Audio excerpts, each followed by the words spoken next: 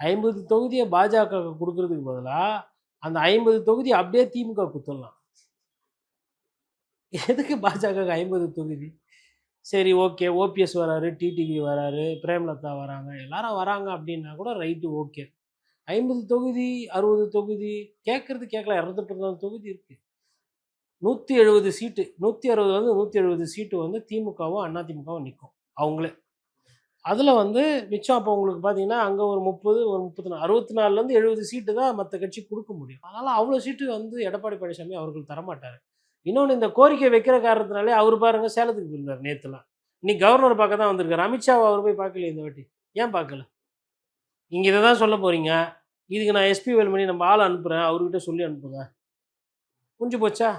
போனால் என்ன பண்ண கூட்டணி பலப்படுத்தணும், என்டிஏ ஜெயிக்கணும். எதுக்கு என்டிஏ ஜெயிக்கணும்னு அவர் மனசுக்குள்ளே நினைப்பார்.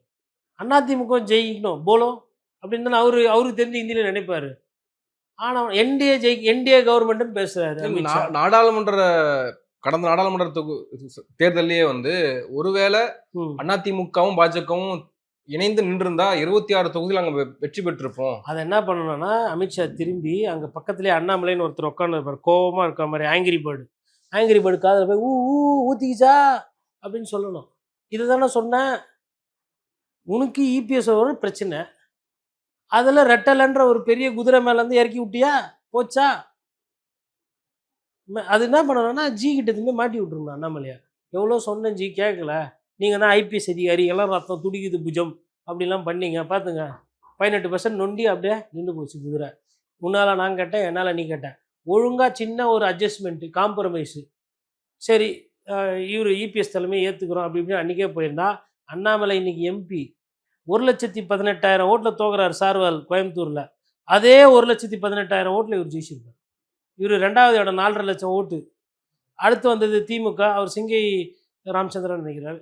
அவர் வந்து ஏதோ ஒரு 2.5 லட்சம் ஓட்டு, ஏதோ சேர்த்தா வந்து 6 லட்சம் ஓட்டு. திமுக வந்து 538 நம்ம ஜெயிக்கிறாங்க. நீங்கள் கழிச்சு பார்த்தீங்கன்னா அந்த 1,18,000 ஓட்டில் அவர் தோக்குறாரு அண்ணாமலை. அதிமுக கூட்டணி வச்சுருந்தா அதே 1,18,000 ஓட்டில் அவர் ஜெயிக்கிறார். அப்போ பேசிக் 2+2 கணக்கு மேக்ஸ் போட கூட தெரியாத ஒரு ஆள் தான். இப்போ இவங்க என்ன சொல்கிறாங்கன்னா, எல்லாத்தையும் பிரித்து விட்டுட்டு இப்போ வந்து ஓபிஎஸ் சேர்த்துக்கோன்றாங்க, இபிஎஸ் டிடிவி சேர்த்துக்கன்றாங்க. அப்போ அந்த பஞ்சாயத்து கிட்டே இருந்து பேசி முடிக்கணும். இல்லைன்னா வந்து அதிமுகவுக்கு அதனால் பாதிப்பு இருக்க தான் செய்யும். பாதிப்பு இருக்காதுன்றது கிடையாது.